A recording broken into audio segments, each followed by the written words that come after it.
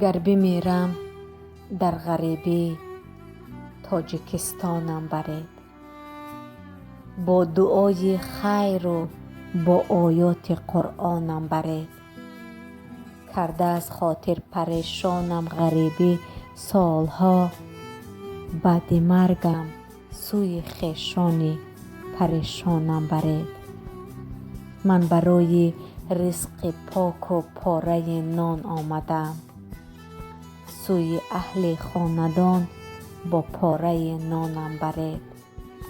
یا به حصار و بدخشان یا کوهستانم برید، یا به شهر دوشنبه یا به کلابم برید، یا به شهر اسفره پنجکنت بوستانم برید.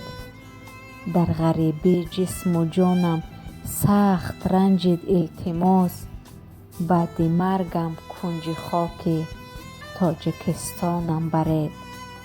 هر کجای می توانید دم گذارید در وطن، گر مرا انسان بدانید تاجیکستانم برید.